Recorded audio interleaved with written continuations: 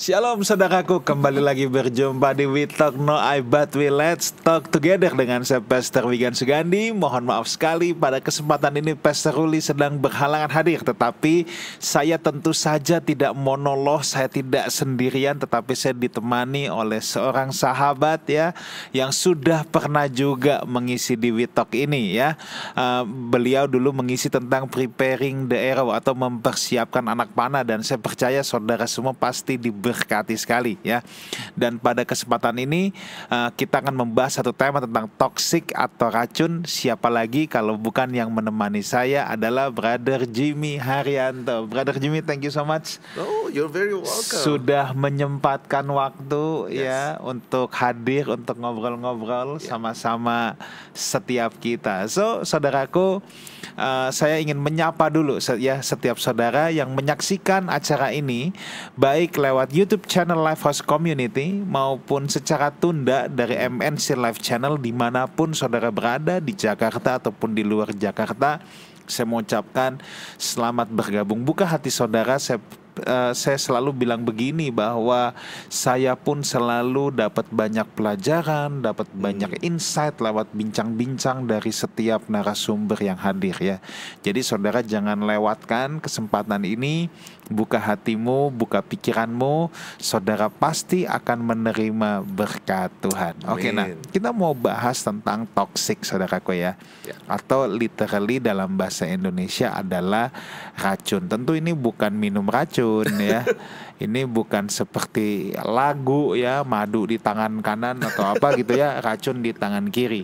Tetapi kita sedang mau bicara tentang sebuah situasi, sebuah kondisi ya, di mana ini kan sebenarnya kata toxic ini sendiri baru populer belakangan ini ya. Kalau dulu orang jarang lah ya yang menggunakan kata toxic ini ya. Tetapi sekarang ini ketika orang menghadapi situasi yang sulit, situasi yang sangat tidak menyenangkan, selalu mungkin kalau orang dulu cuman bilang nggak enak banget sih, nyebelin banget sih ya. Tapi kalau orang sekarang toksik banget sih nih ya.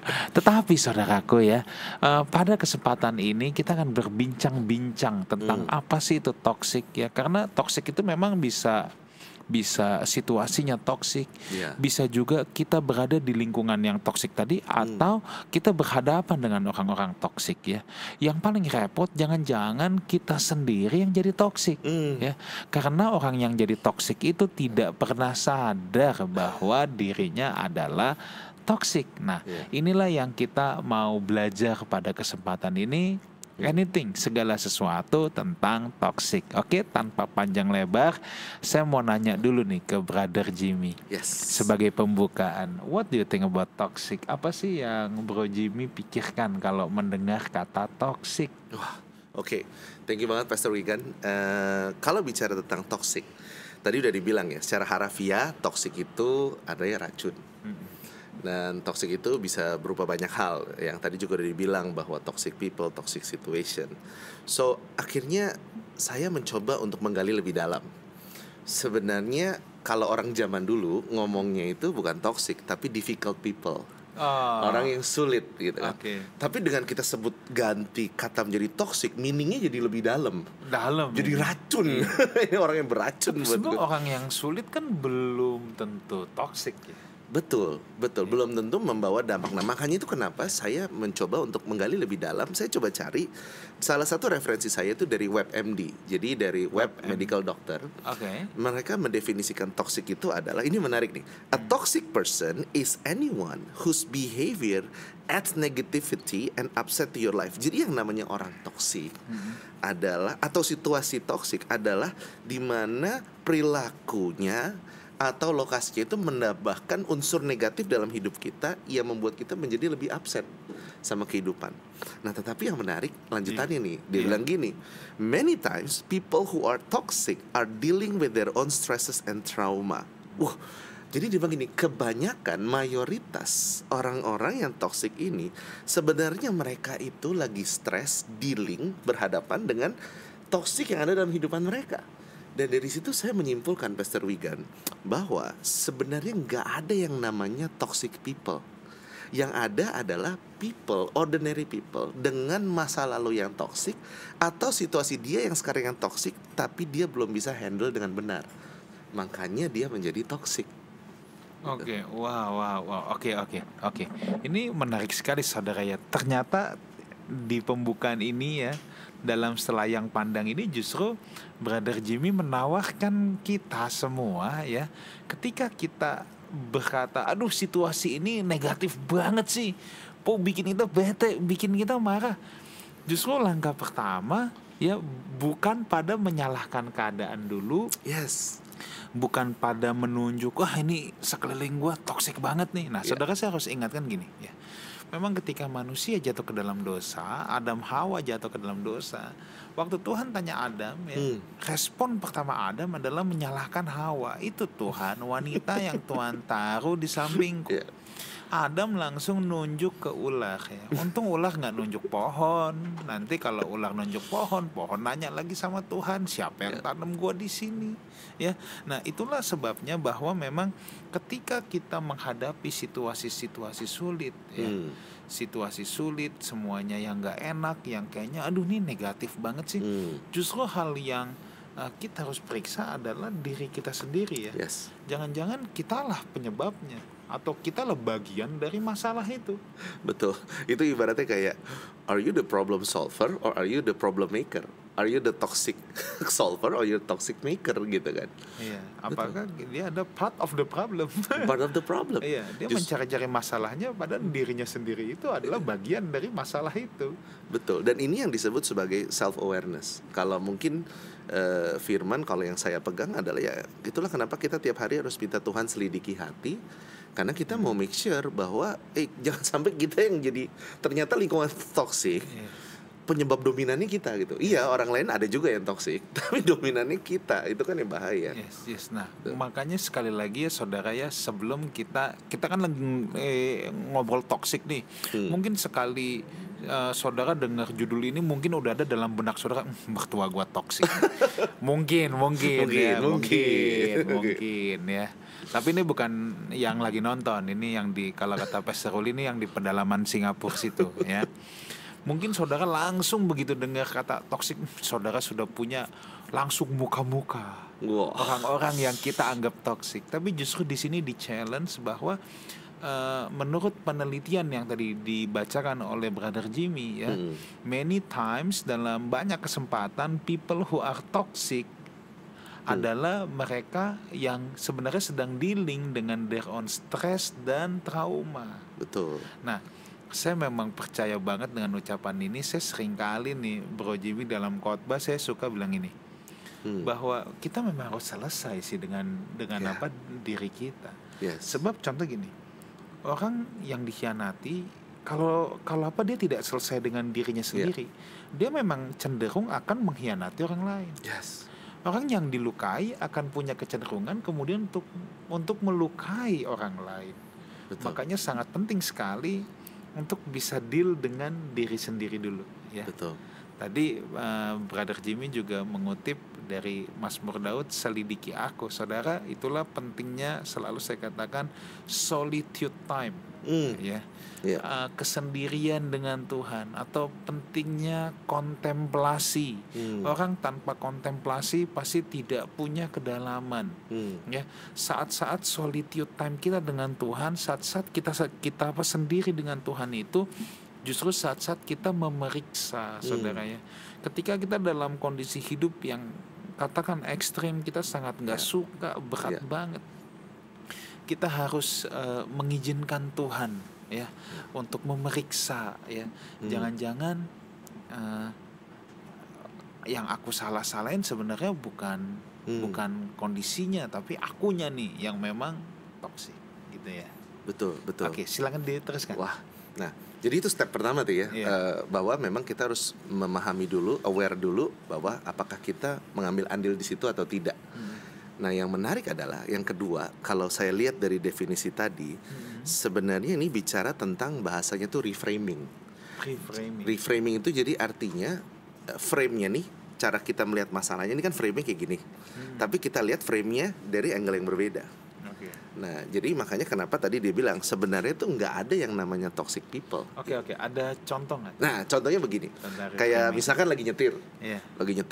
terus tiba-tiba diserobot set sama motor. Waduh, itu kan bisa dibilang ya mayoritas penduduk kota besar pasti akan marah kan, Iya. kepancing emosinya gitu. Tapi kalau saya tiba-tiba kita kepikiran, Ya, istrinya hamil, dianya lagi sakit ngejar ke UGD. orang tuanya lagi gawat, mertuanya lagi gawat. Iya. Apa yang terjadi? Ketika kita melihat dari angle berbeda, emosi kita langsung turun. Iya. Langsung turun gitu. Nah, itulah pentingnya ketika nanti kita menghadapi toksik. Karena biasanya kalau ngomong situasi yang toksik, Pastor Wigan, sebenarnya ujung-ujungnya orang juga. Oke. Ujung-ujungnya orang juga. Iya. Jadi ketika kita lihat orang itu, kita langsung reframing.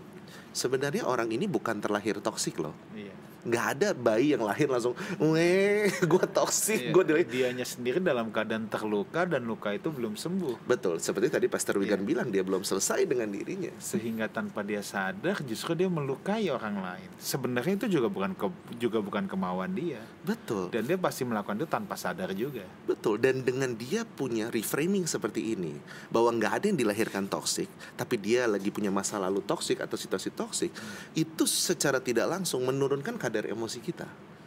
Kita jadi lebih bisa berpikir, jadi punya empati kayak, iya ya, kayaknya orang ini memang nggak ada yang terlahir toksik sih, gitu.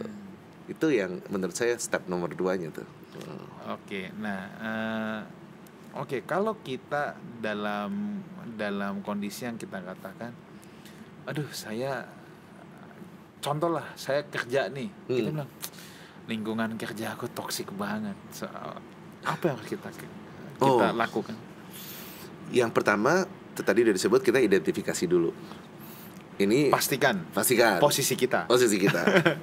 Terus kedua mungkin apakah kita ya. troublemaker-nya atau kita problem solver-nya ya. Betul, pastikan dulu. Nah, yang kedua adalah kita kenali ciri-cirinya. Nah, yang menarik di workhuman.com, mereka tuh bilang gini, ini ada ciri-ciri orang toksik di kantor. Kalau ngomong pekerjaan, tadi kan kita konteksnya pekerjaan. Yang pertama adalah adanya indikasi bullying. Jadi bullying, apa bahasa Indonesia bully? Ya dibully lah. Jadi kayak dibully sama rekan kerja, sama bos gitu kan. Atau terjadinya cukup sering nyolong kredit dari orang lain. Jadi kerjaan kita tiba-tiba diklaim sama bos kita, dan itu terjadi udah beberapa kali. Gitu kan? Itu hal yang umum banget. Hal yang umum. Nah, terus toxic itu kalau ciri-ciri di kantor, komplain. Jadi kita suka dengar ada orang komplain tentang kerjaan, komplain tentang perusahaan, tapi udah 3 tahun, 4 tahun kayak begitu. Komplainnya intens, cuman nggak ada action mesti ngapain, tuh nggak ada. Nah, terus bisa juga ciri-cirinya ada kecenderungan melihat sabotase, ada kok kerjaan orang lain dirusak sama koleganya, dirusak sama bosnya, apapun alasannya. Gitu. Terus ada juga yang bilang menyalahkan orang lain untuk kesalahannya sendiri. Misalkan contoh kalau atasannya toksik, ternyata proyeknya gagal, pada saat laporan pertanggungjawaban, Pak, ini salahnya dia. Ditunjuk ke kita. Itu salahnya dia. Nah, itu juga kategori toksik. Dan yang terakhir, over kompetitif. Jadi punya spirit kompetitif, pengen memacu. Kompetitif itu bagus. Tapi kalau over kompetitif, dia sampai nggak mau ngalah untuk hal-hal yang sebenarnya nggak perlu. Kayak cuman let's say, oke, ini udah mau Natal, mau jadi ketua Natal. Oke, kamu yang ketua Natal, tiba-tiba temennya yang toksik, enggak, gue aja, gue yakin pasti gitu. Nah, itu kejadian gitu. Nah, itu ciri-cirinya, kalau ngomong ciri-cirinya gitu. Oke. Nah, terus kalau kita bertemu dengan situasi begini, cara kita menghandle-nya nih. Oke. Kalau menghandle tadi udah dibilang, pertama kan self awareness. Iya, pasti mesti self awareness dulu. Kedua adalah tadi saya udah bilang reframing. Iya. Ini penting sekali karena kita nggak bisa dengan hati membara menghadapi orang yang sedang membara. Yes. Jadi kita kepalanya harus dingin dulu. Nah, cara yang mendinginkan yang paling gampang adalah reframing. Yang tadi udah disebut itu dulu. Nah, yang ketiga, ini saya muncul dari pengalaman pribadi. Jadi pengalaman pribadi ini adalah saya singkatnya 3M. Yang pertama adalah ya kita harus maafin dia, M yang pertama. Mau nggak mau maafin dia. Kedua, ya menerima aja, emang orangnya seperti itu. Dan kembali lagi, menerima orang seperti itu bukan berarti dia dilahirkan toksik, tapi dia sebenarnya punya pengalaman masalah yang toksik. Gitu kan? Dan yang ketiga adalah move on, jalan. Gitu. Nah, itu sebenarnya itulah sebenarnya 3M ini menyadari bahwa masalahnya itu ada di orang itu. Orang yang toksik itu dia belum mempraktikkan 3M ini. Dia belum bisa maafin masa lalunya, dia belum bisa menerima kembali situasinya, dan kemudian dia belum bisa move on. Oleh karena itu, karena dia belum melakukan 3M ini, orang toksik itu, kita don't take it personally. Jangan langsung baper. Waduh, dia ngomong gini, lakukan ini. Jangan baper. Orang-orang kayak gini itu sebenarnya mungkin ditaruh Tuhan tuh bukan untuk dibenci, tapi untuk dikasihani. Oke, wow. Oke, terus ada hal yang lain lagi tadi. Nah, terus yang menarik begini, saya ketika gali lebih dalam lagi gitu. Tadi kan Pastor Wigan juga udah ngomong, lu tahu nggak kan tadi orang ini belum selesai dengan dirinya. Nah, saya coba gali lebih dalam Pastor Wigan. Sorry nih, Brother Jimmy, aku potong dikit ya. Boleh. Tadi kan Brother Jimmy katakan apa tadi kalau yang terakhir bahwa kita jangan terpancing atau apa tadi? Yang terakhir. Don't take it personally. Don't take it personally ya. Jadi jangan karena ngeliat gitu kita malah jadi benci sama dia ya. Iya, betul. Justru kita ngeliat jangan-jangan dia belum selesai ya. Betul. Nah, ini mungkin kalau saya kasih bahasa lain ya itu tadi, jangan terpancing atau kita jangan ikut dalam gamenya dia. Wah, yes. Wah, itu keren ya. Betul. Dalam tanda petik dalam gamenya dia. Nah, saya jadi inget nih Bro Jimmy kisah Daud sama Goliat. Wah, itu saudara pasti udah sering baca ya. Waktu saya merenungkan bahwa salah satu kunci kemenangan Daud menurut saya adalah Daud tidak mau main dalam gamenya Goliat. Ya. Ini kalau kita lihat dari berbagai aspek deh. Aspek yang pertama aja kalau kita lihat zaman dulu kalau perang kan, kalau zaman sekarang mungkin ada angkatan laut, angkatan udara sama angkatan darat ya. Kalau zaman dulu kan ada pasukan namanya cavalry, itu biasa pakai kuda, pakai kereta ya. Kan dulu nggak ada angkatan udara nih. Lalu yang kedua infanteri. Kalau infanteri itu pasukan daratnya tuh jalan. Bawa perisai dan lain sebagainya. Nah Goliat ini pasti pasukan infanteri ini ya. Kayaknya kagak mungkin pasukan berkuda. Kuda kalau dinaikin Goliat jadi ontak kudanya. Langsung punggungnya langsung gitu kan ya. Nah, tapi ada yang ketiga juga pasukan pasukan infanteri. Sorry, bukan. Kuda, cavalry, infanteri, sama satu lagi. Sorry, kalau infanteri kan darat. Kan nih kalau yang cavalry kuda. Kalau yang satu lagi itu yang ini biasa pakai panahan. Atau yang lempar batu ya. Artileri. Itu kan dulu kan ada yang pakai batu ya. Kalau zaman dulu ada rams atau pakai tower gitu ya. Nah, itu adalah pasukan artileri. Nah, ketika Daud menghadapi Goliat, Daud itu nggak mau main di gamenya Goliat. Goliat datang, dia berharap duel dengan cara infanteri. Tapi Daud nggak mau masuk dalam gamenya itu. Makanya si Saul langsung suruh pakein baju armor segala macam. Yes. Nah, Daud tuh nggak mau masuk dalam game itu. Dan kita bisa melihat bagaimana Daud itu menurut saya dia betul-betul datang dengan spirit yang berlawanan banget. Dia itu datang dengan spirit yang berlawanan, comes with opposite spirit. Makanya ketika Goliat setiap hari ya orang-orang Filistin itu mengintimidasi, bahkan anjing kah aku, kamu datangin dengan tongkat apa. Tetapi sekali lagi Daud tidak mau main dalam frekuensinya Goliat. Makanya Daud bilang, aku mendatangi kamu dengan nama Tuhan yang hidup, Tuhan semesta alam. Daud tahu persis bagaimana cara main di frekuensinya Tuhan. Nah, inilah kalau yang saya mau katakan, do not take it personally ya. Jadi kalau saudara berhadapan dengan orang toksik, contohnya deh, dia marah-marah terus. Begitu datang pagi ngeliat muka saudara dimakan. Misal gitu ya. Dimarahin terus. Pernah lihat kok itu sering dulu.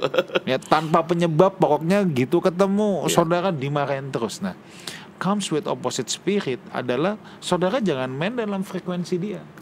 Kalau saudara main dalam frekuensi dia, wah saudara jadi tersinggung, kita labrak balik, apa lu? Wah udah rame gitu tuh, rame. Kita ketemu orang toksik, kita malah mau menyelam dan berenang di frekuensinya dia. Wah itu tidak akan selesai. Ya.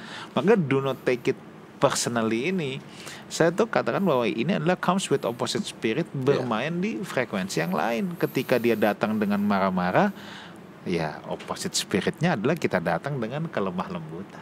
Iya, ketenangan dan itu lucu loh pas ngomong tentang don't take it personally opposite spirit, karena ketika orang lagi marah-marah itu kan sebenarnya secara maturity, secara kedewasaan sebenarnya kita di atasnya dia. Ya kan, dia di bawah kan. Begitu kita ditarik ke frekuensinya, itu kita ditarik turun ke levelnya dia supaya dia bisa gebukin kita. Jadi jangan mau ditarik turun digebukin. Gitu. Itu benar banget. Dalam permainan NBA basket ya. Wah. Ya, dalam permainan NBA itu kalau saudara dulu mengikuti basket, ada satu pemain yang paling kontroversial, namanya Dennis Rodman. Dennis Rodman kan? Ya. Dennis Rodman ini pemain yang sangat fenomenal, penuh dengan kontroversial. Kenapa dia sangat terkenal? Apakah dia seorang pointer yang hebat seperti Michael Jordan? Tentu tidak. Ya. Dia memang punya statistik rebound yang sangat baik, tetapi sebenarnya yang membuat dia paling terkenal adalah begini. Dennis Rodman itu setiap diturunkan di lapangan, dia memang bukan untuk pencetak poin, bukan. Tetapi dia punya satu tugas, yaitu menjaga bintang yang paling hebat dari tim lawan. Tugasnya dia itu. Kenapa harus dia yang jaga? Dia punya keahlian untuk memancing emosi. Dia akan berulah senyebelinnya, ya. Karena ketika lawannya masuk dalam frekuensinya si Rodman ini, kena, mainnya berantakan pasti. Dan saat lawannya masuk ke frekuensi Rodman berhasil.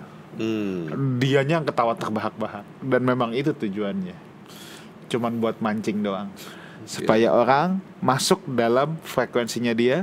Ketika masuk dalam frekuensinya, emosi main pasti jadi berantakan. Itu yang namanya choosing response ya. Itu yang namanya yang membuat kita itu sukses menghadapi orang toksik apa enggak, itu adalah kemampuan kita untuk memilih respon ketika toksik itu ada di depan kita, gitu kan. Do not take it personally juga. Kalau orang sekarang mungkin bilangnya jangan baper gitu ya. Jangan baper ya. Iya. Karena kebaperan ini yang melahirkan yang akhirnya turun-temurun jadi bilang generasi strawberry lah. Anak-anak di bawah kita gampang baper dan segala macam. Dan memang ini istilahnya mental toughness yang harus dibangun. Karena orang toksik nggak akan bisa hilang dalam hidup kita. Dan lucunya gini, kalau dari aku Pastor Wigan ya, kalau kita nggak belajar untuk deal dengan toksik dengan benar, dan kita memilih untuk keluar dari kerjaan, kita memilih untuk keluar dari rumah, kita akan selalu ketemu dengan lingkungan itu sampai kita lulus tes. Sampai kita lolos tes, naik kelas dalam kehidupan, barulah nanti diperhadapkan dengan hal yang lain. Atau bisa juga dibalikin lagi ke orang toksik, tapi udah levelnya lebih tinggi, cuman kita udah lebih tough. Itu makanya kenapa penting sekali, saya pribadi yang selanjutnya yang saya lakukan adalah saya mengucap syukur untuk orang toksik itu. Nah, ini dia justru ketika kita rasa kita berhadapan dengan orang toksik ya. Yang pertama jelas saya ingatkan lagi memeriksa diri kita, jangan sampai ternyata we are the part of the problem. Setelah kita make sure bahwa diri kita sehat ya, ingat jangan masuk dalam frekuensinya dia ya. Justru jangan bersungut-sungut, tapi bersyukur. Kok bisa sih ketemu orang toksik malah bersyukur tuh gimana tuh? Bersyukurnya adalah yaitu bahwa orang-orang ini ada untuk mempersiapkan kita menjalankan destiny Tuhan yang jauh lebih besar. Tapi destiny Tuhan itu gak akan bisa jalan kalau mental toughness kita gak dibentuk dari sekarang. Berarti dengan kata lain, situasi yang tidak enak yang kita hadapi, kita jangan mengeluh, tapi sebenarnya Tuhan sedang stretching our capacity ya. Tuhan sedang menarik, sedang memperlebar kapasitas kita. Betul. Makanya saya jujur terinspirasi banget dengan salah satu konten dari Lifehouse. Saya ingat waktu itu siapa yang bicara kalau nggak Pastor Wigan atau Pastor Ruli itu bicara tentang Kejadian 50 ayat 20. Yaitu ketika Yusuf diperhadapkan kembali dengan saudara-saudaranya. Dan di situ dia memberitahukan saudara-saudara bahwa ini aku loh Yusuf yang dulu kamu buang, yang kamu jual gitu kan. Dan di situ saudara-saudara semua udah pada ketakutan, bakal dibunuh. Tapi statement Yusuf itu luar biasa banget. Itu saya pegang sampai sekarang. Itu dia bilang begini kan, Kejadian 50 ayat 20 dia bilang, "You plan evil against me." Kamu boleh mereka-rekakan yang jahat. But God meant it for good. Tetapi Tuhan buat semua itu jadi kebaikan. Nah, ini sebenarnya Yusuf berhasil mereframing tadi. Betul. Yusuf punya kesempatan buat membalas dendam loh. Yes. Tapi dia bisa mereframing dengan kacamatanya Tuhan. Saya ingat itu. Saya bilang gini, Yusuf adalah orang yang selalu membawa rencana Allah dalam hidupnya. Yes. Wah, itu tuh. Iya. Itu bisa dibuktikan dari mana? Ketika dia mati aja, dia mintanya dikuburkan kembali lagi ke tanah orang Yahudi lagi. Waktu kakak-kakaknya disuruh datang, Yusuf itu sudah mempersiapkan nih. Kan waktu kakak-kakaknya menghadap Firaun, Yusuf sudah mempersiapkan kakak-kakaknya. Nanti kalau ditanya mau tinggal di mana, bilang tinggal di Goshen aja. Nah jadi Yusuf itu adalah orang yang selalu membawa rencana Allah dalam hidupnya. Makanya ketika dia dalam keadaan terpuruk pun atau keadaan sulit, dia dalam penjara, dia itu tidak mengeluh, dia itu selalu membawa rencana Allah dalam hidupnya. Ketika dia ketemu kakak-kakaknya, dia punya nggak kesempatan buat balas dendam? Bisa banget, bisa banget. Tapi justru dia berhasil mereframing, dia melihat bahwa Tuhan itu punya tujuan loh. Yes. Kenapa dia sampai jadi perdana menteri? Kakak-kakaknya minta tolong bahwa memang bangsa Yahudi itu bangsa Israel itu, anak-anak keturunan Yakub itu harus terus berlanjut.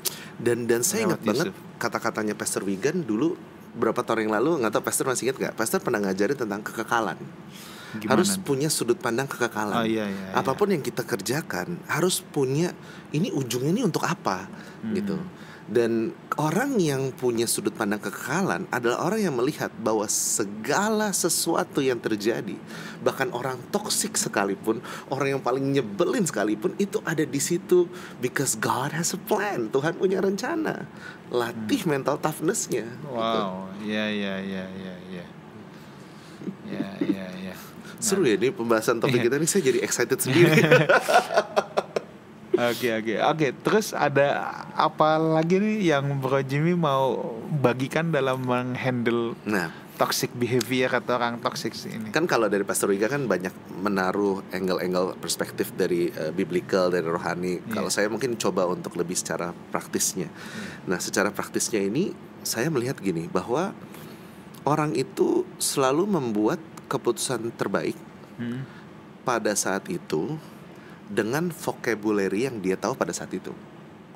Jadi maksudnya apa?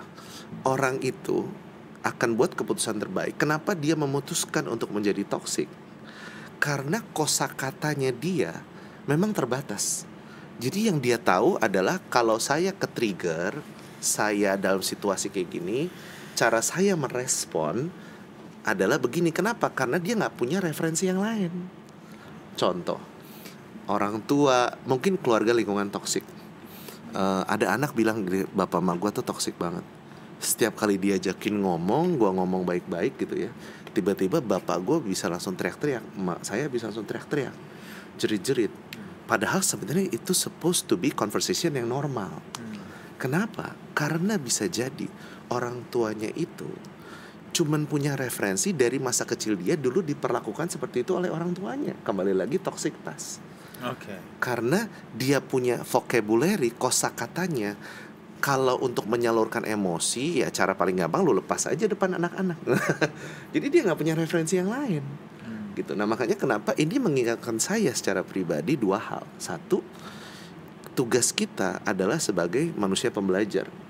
Makanya kan tagline-nya Lifehouse selalu ngomongnya apa? When you stop life study. Life study. Ya. Orang yang berhenti belajar, berhenti bertumbuh. Yes, dan itu harus kita pegang benar-benar. Bertumbuh dalam pengenalan akan firman Tuhan, bertumbuh dalam teknik berkomunikasi, membangun hubungan, itu harus bertumbuh di segala arah.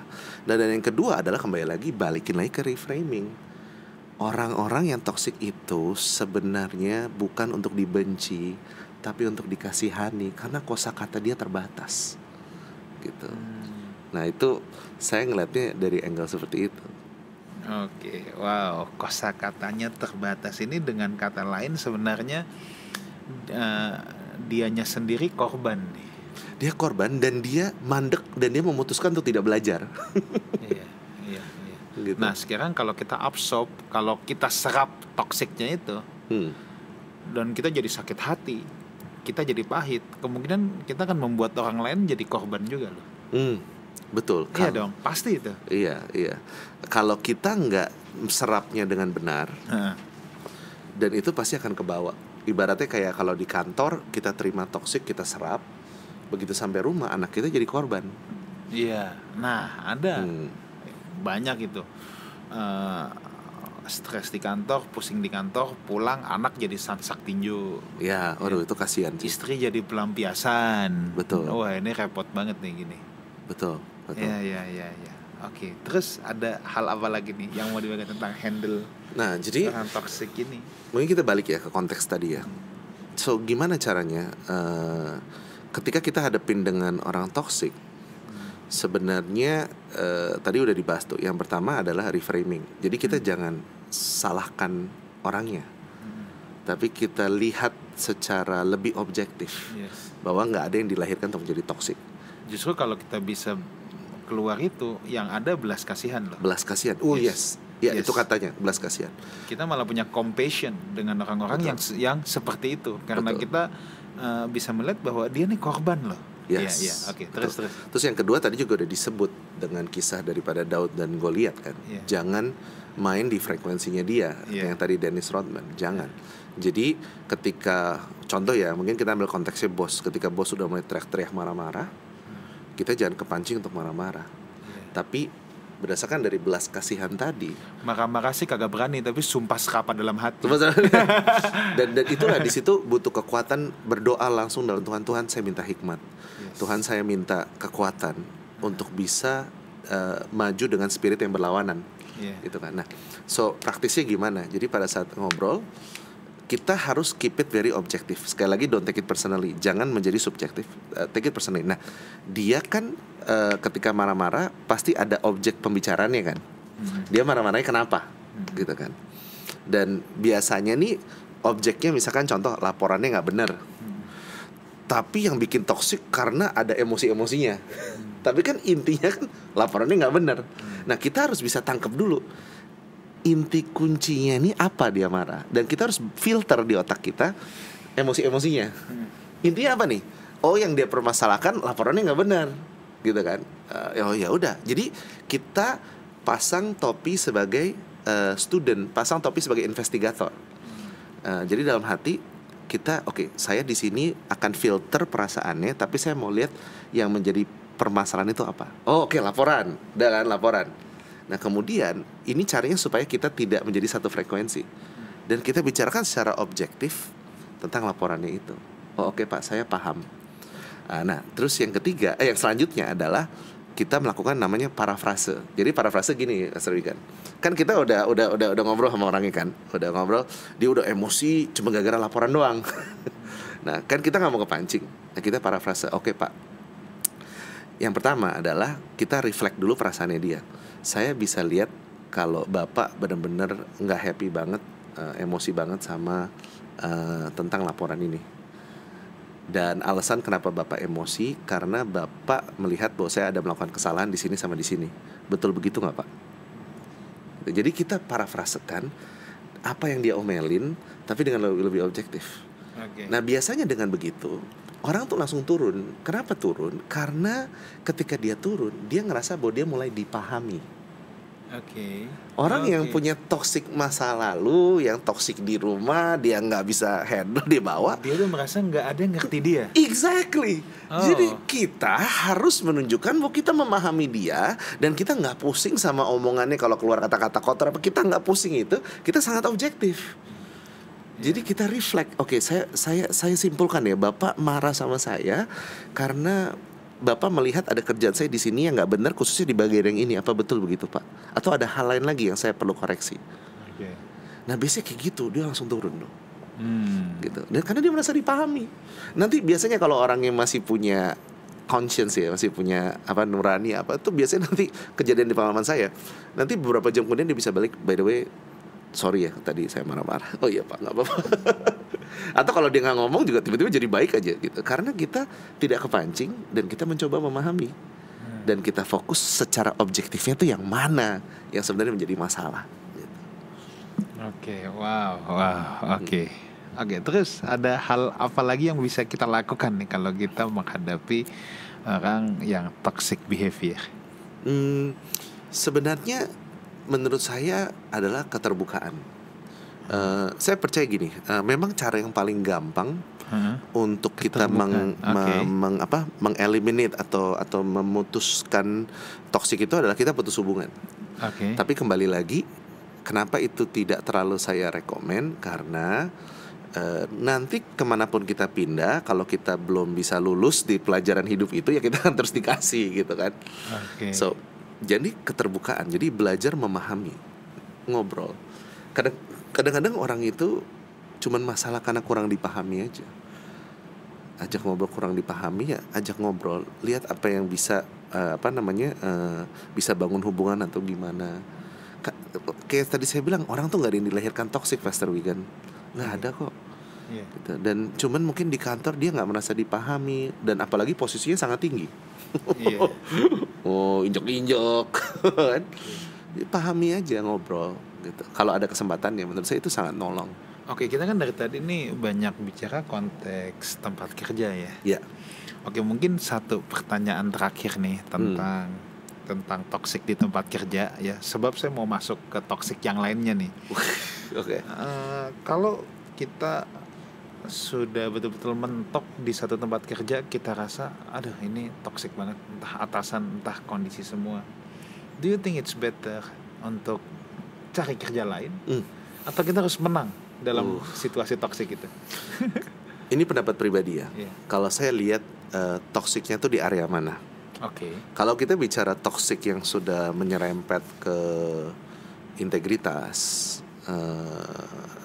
contohnya kayak dipaksa melakukan dosa atau sexual abuse, bullying di situ. Itu biasanya antara integritas, sexual abuse itu saya nggak kompromi. Saya kalau ada kayak gitu, saya bilang ke teman-teman saya yang consult, saya bilang, kalau emang sebegitu caranya, then you better walk away. Itu putus hubungan gitu. Terkecuali kalau Anda masih melihat adanya kesempatan untuk bisa make a difference. Misalkan contoh, ternyata Tuhan buka jalan, ada dinner perusahaan, duduk sama CEO. Terus udah gitu ditanyain, dan ternyata Anda ada kesempatan buat ngobrol. Kalau emang Anda bisa pakai hubungan itu untuk memberitahukan apa yang terjadi di bawah, kenapa enggak gitu. Tapi kalau memang ternyata jalan itu semua ditutup dan udah berkaitan dengan integritas, sexual abuse, buat saya nggak bisa kompromi gitu. Tapi kalau hal-hal lain kayak perbedaan personality, karakter, ngomongnya kadang-kadang nyelekit, cuman ya udahlah, memang ngomongin kerjaan kadang-kadang intens, pressure. Kalau menurut saya ya tetap itu pembentukan karakter kita. Gitu. Wow, ya. Jadi kita bukan di satu sisi jadi orang yang mental tempe, kalau ada kesulitan lari dari masalah. Betul, jangan. Tapi kita harus punya hikmat di mana memang kalau memang di situ bukan tempatnya kita, ya kita nggak perlu di sana. Ya. Dan kalau saya boleh nambahin satu lagi, Pastor, yang buat saya sangat berpengaruh adalah komunitas. Kalau ada para pemirsa saat ini, Anda lagi di situasi itu, saya sangat menganjurkan Anda harus punya komunitas. Karena dalam komunitas itu kadang-kadang kita kan ngelihatnya kan dengan sudut pandang kita kan, dengan frame-nya kita kan. Tapi ketika kita punya komunitas, kita punya ibaratnya ketua komselnya, kita punya komsel-komsel yang kita bisa ceritakan apa yang terjadi, doakan, itu benar-benar akan nolong banget. Karena mereka bisa kasih perspektif, mereka bisa doain, mereka bisa kasih kekuatan. Percaya deh, ngadepin toksik tuh nggak bisa sendirian. Nggak bisa, kita butuh komunitas. Oke. Gitu. Nah, saya mau masuk ke bagian selanjutnya nih. Ini pasti khususnya pemirsa ya, yang belum menikah khususnya. Wah. Aduh. Ya, ini nih toxic relationship. Waduh. Saya pacaran sih, tapi hubungan gini toxic banget nih. Udah toksik masih ditelan nih. Apa sih pacaran yang toksik tuh yang gimana sih kalau menurut Bro Jimmy? Sebenarnya mirip kayak tadi tuh Pastor Wigan yang aku sebut ciri-ciri toksik di kantor. Mirip loh. Nomor 1, dibully. Jadi pasangannya ada tuh ya kalau yang bully pasangannya, pacar loh. ada loh. Saya Kan lihat biasa pacar masih dipuji-puji. ada dan saya nggak mau sebut. Tapi anyway ada. Saya pernah lihat adanya seorang pria yang pacaran dengan seorang wanita, mereka belum menikah. Tapi kelihatan banget si pria ini sangat ditindas oleh wanitanya. Pokoknya sayang, prianya bilang, sayang aku mau pergi ya, ini udah janjian sama teman mau ke mall. Emang aku kasih izin sama kamu? Aku kan, wah jadi benar-benar ditindas, dibully. Pokoknya dan yang wanitanya sangat moody. Jadi ketika dia udah janjiin, tiba-tiba bisa berubah dan nggak mau, pokoknya lo harus ngikut saya gitu. Itu sebenarnya ciri toksik gitu. Dan saya selalu bilang gini, patokannya kalau relationship jangan cuman sekali kejadian, tapi biasanya 2-3 kali itu biasanya udah cukup mengkonfirmasi. Karena ada pattern, ada pola. Nah, yang kedua contohnya yaitu menyalahkan orang lain untuk kesalahannya sendiri gitu kan. Jadi dia sebenarnya stres, emosi, tiba-tiba mungkin lagi makan piringnya pecah atau handphonenya jatuh rusak, dan dia salahin pasangannya. Kayak gitu. Nah, itu menurut saya ciri-ciri yang udah toxic, di mana kehilangan respect. Lack of respect in that relationship. Bagaimana dengan gini? Saya suka bilang gini, ini aplikasinya paling praktis dengan kalau pacaran ya. Iya. Hubungan itu bukan membuat kualitas hidup kita meningkat, tapi kualitas hidup kita malah makin turun. Contoh. Gimana? Iya. Menarik. Iya dong. Contoh dari yang paling ekstrim. Ya. Dulu kita sangat menghormati kesucian Tuhan. Sejak pacaran sama dia, kita malah merobek-robek kesucian. Wow. Dulu kita respect sama orang tua. Sejak pacaran sama dia, kita malah kita berontak terus sama orang tua. Kalau yang masih sekolah, pacaran sama dia, prestasi malah turun.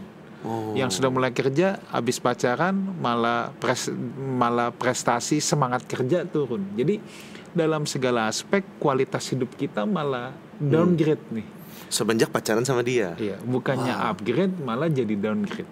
Apakah I think itu salah satu ciri-ciri kita sedang berada dalam toxic relationship. Dan aku setuju banget. Berarti kalau dijabarin, Pastor, kualitas semuanya itu kualitas kerohanian ya. Kualitas excellence, kualitas hubungan dengan orang tua dan sekitarnya, kualitas hubungan sama Tuhan ya. Aku setuju banget. Dan biasanya itu baru teridentifikasi kalau kita di komunitas. Itu biasanya alarm paling kenceng tuh yang ibaratnya kalau relationship check up kan, kalau medical ada medical check up. Relationship check up itu paling gampang terdeteksi early dini. Ibarat kalau kanker terdeteksi awal itu di komunitas. Sejak pacaran jadi nggak mau berkomunitas. Iya. Maunya mojok berduaan terus. Betul. Dunia milik berdua dan yang lain ngontrak. kan gitu ya. Iya. Betul, saya setuju banget, Pastor. Ya, nah ini menghadapi situasi-situasi gini gimana nih? Wah, yang pertama memang ya itu sih. Kalau saya pribadi, saya sangat menekankan pentingnya komunitas, karena kebetulan saat ini kan saya dan istri juga melayani di anak-anak muda. Dan dari awal kita selalu bilang bahwa baik anak-anak muda maupun college ataupun yang profesional yang udah mulai bekerja, mulai pacaran, mulai ngebidik buat pasangan hidup, terbukalah ngobrol dengan spiritual leadernya, dengan leader rohaninya, aku nih lagi pacaran. Dan kalau bisa kenalin. Gitu. Itu menurut saya preventifnya. Preventifnya gitu kan. Dan kedua ya punya hati yang humble, yang teachable. Nah, cuman pertanyaannya kan sekarang kalau udah terlanjur gimana? Iya kan? Kalau udah terlanjur gimana? Nah, kalau menurut saya pertama memang harus ada validasi dulu dan konfirmasi. Itu saya pribadi. Validasi dan konfirmasi. Maksudnya apa? Kita itu harus humble, rendah hati untuk mencari opini orang lain yang memang bisa memberikan secara objektif kondisi pasangan kita, hubungan kita. Apakah hubungan ini beneran toksik apa enggak? Tetapi jangan masuk tahap denial. Karena kebanyakan, gue ngerti sih Jim, harus ngobrol, orang ntar kasih objektif, wah ini hubungan lu mah toksik. Tapi kalau dianya denial, nggak bisa, dia akan terus keseret, gitu. Nah yang kedua adalah bicara keluar dari zona nyaman. Kenapa sih orang pacaran sama toksik, putus, balik lagi, putus, balik lagi, putus, balik lagi, simple, zona nyaman. Mereka harus berani keluar dari zona nyaman. Dan buat teman-teman, bapak ibu semua di sini yang mungkin masih stage pacaran, saya mau kasih tahu, kehidupan pernikahan itu super dinamis. Nanti dari menikah belum punya anak, ini keluar comfort zone lagi, punya anak pertama, keluar comfort zone lagi. Jadi kita harus biasakan dari sebelum menikah untuk keluar dari zona nyaman. Nah ini mungkin yang paling terakhir. Gimana kalau situasi toksiknya ada dalam keluarga kita sendiri? Ini yang paling berat nih. Iya, keluarga sendiri ya. Let's say bisa loh pasangan hidup kita jadi toksik, tapi kan kita udah kagak mungkin berpisah. Iya, betul. Betul. Saya ingat banget Pastor Wigan dari dulu selalu ngomong nasi udah jadi bubur, jadikan itu bubur babi yang paling enak seluruh dunia. Nah, berdasarkan dari prinsip itu, saya melihat ada beberapa turunannya nih. Yang pertama adalah ya kita harus terima dia.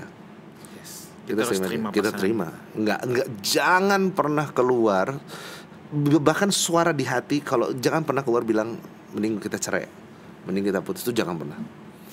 Itu enggak. Itu kedua adalah sekali lagi reframing. Orang itu ada di situ untuk melatih otot iman kita, otot toughness-nya kita. Nah yang ketiga adalah ya tadi kita udah bilang, sama tuh prinsipnya. Jangan kepancing dengan frekuensinya dia, lawan dengan spirit yang berlawanan. Jadi ketika contoh ya, ini baru aja kemarin ada kejadian, ada sahabat yang curhat, dan istrinya katanya kalau suaminya istri saya lupa itu, kalau dia pulang dia tuh tumpahin semuanya. Dia kesel karena dia bilang gini, ya gue udah kesel di kantor, ya kan keluarga saya nggak perlu pakai topeng, saya bisa tuang aja semuanya, saya marah-marah aja gitu kan. Dan di situ ketika kejadian itu terjadi marah-marah, nah di situ kita harus datang dengan spirit berlawanan, tetap lemah lembut, tetap penuh kasih, gitu. Dan yang pasti minta kekuatan Tuhan, masuk dalam komunitas, itu menurut saya nolong banget, gitu. Dan ask for professional help. Yes, very agree. Ask for professional help. Yeah. Saudara, saya harus mengingatkan bahwa dalam pernikahan, perceraian itu tidak pernah menjadi opsi. Betul. Dan juga tidak pernah boleh menjadi solusi. Ya, itu bukan opsi, itu juga bukan solusi. Nah, jadi kalau dalam pernikahan kita, dalam keluarga kita, kemudian kita aware bahwa situasi ini toksik, ya kita harus berjuang untuk memperbaikinya. Sebenarnya sampai situasi yang toksik itu juga kan karena kita punya andil. Pasti. It takes two to tango. Iya. Contoh, kita punya anak remaja yang misalnya berontak banget, yang kita nggak bisa kendalikan sedikit pun. Ini kan kita menabur angin dulu. Wow. Of course. Mungkin kita kagak pernah belajar parenting dulunya. Mungkin kita nggak tahu bagaimana cara mendidik anak-anak kita. Kosakatanya terbatas. Kita tidak pernah, sejak kecil kita tidak pernah kasih teladan juga buat anak-anak kita. Betul. Ya, bagaimana mencari Tuhan, hidup takut akan Tuhan. Nah, sekarang tiba-tiba anak-anak jadi kondisi seakan-akan kayak begini. Iya, kita harus berjuang untuk memperbaikinya. Ya. Wow. Kalau keluarga ini kita berjuang, ya. Yang pertama, saudara percayalah bahwa Tuhan itu sangat ahli dalam memulihkan, ya. Amin. Semua kepingan yang rusak, hancur, berantakan pun Tuhan itu paling jago untuk merajut kembali, ya. Saudara jangan putus pengharapan dengan Tuhan, ya. Mungkin saudara ngelihat, wah ini kayaknya udah nggak bisa ditolong. Tapi saya selalu ingat kata firman Tuhan bilang, buluh yang patah terkulai, bulu yang lemah terkulai tidak akan dipatahkannya, sumbu yang pudar nyalanya tidak akan dipadamkannya, ya. Selama kita berharap sama Tuhan, saya percaya Tuhan pasti berikan kekuatan dan Tuhan menolong. Dua, dari sisi kita harus sadari bahwa kalau sampai situasi toksik terjadi dalam rumah tangga kita, itu bukan hal yang tiba-tiba terjadi. Kita itu punya andil sangat besar. Maka yang pertama, ya, tadi satu, datang kepada Tuhan. Dua, bertobat. Of course, kita perlu pertobatan. Berarti ada cara-cara kita yang salah. Betul. Ada jalan-jalan kita yang salah selama ini. Betul. Dan kita harus berjuang untuk mau diperbaiki. Dan yang ketiga tadi, ask for professional help. Ya. Jangan pernah malu, jangan pernah takut, jangan pernah ragu. Ask for professional help. Betul. Ya. Oke, wow, luar biasa sekali. Bro Jimmy, thank you so much untuk bincang-bincang yang seru banget. Wow, saya senang banget diundang di sini. Pada kesempatan ini mungkin punya satu closing statement singkat pada jelas buat teman-teman semua. Mungkin bukan closing statement, tapi cuma pengen nambahin aja karena tadi tergelitik banget. Oke, tambahin dulu secara cepat aja ya. Terutama buat pasangan yang sudah menikah dan punya anak. Dan melihat pasangannya itu sekarang toksik dan berbeda banget. Simple banget. Anak-anak itu kan gak akan dengerin apa yang orang tuanya ngomong, tapi dia akan tiru persis apa yang orang tuanya lakukan. Jangan sampai toksik ini dipindahkan, transfer ke generasi yang selanjutnya. Jadi anak kita itu ngelihat banget cara kita merespon pasangan kita yang toksik. Dan oleh karena itulah kenapa kita harus do our best, berdoa, bertobat, minta hikmat. Karena cara kita treat pasangan kita itu yang akan menambah kosakata vocabulary-nya si anak ketika someday dia menikah. Dan ternyata kita gak pernah tahu terjadi sesuatu yang mirip, mereka tahu cara handle-nya dengan benar. Oke, wow, luar biasa sekali. Thank you so much. You're very welcome. Bro Jimmy, saudara, closing statement dari saya adalah gini: sebelum kita menyalahkan keadaan, sebelum kita menyalahkan orang lain, kita lihat diri kita, pastikan bahwa we are not a part of a problem. Karena kalau kita adalah bagian dari masalah itu, kita tidak akan pernah bisa menjadi problem solvernya. Betul. Again, thank you so much, You're very Bro welcome. Jimmy. Saudaraku, sampai jumpa di We Talk minggu depan. No I but we, let's talk together. God bless you. God bless.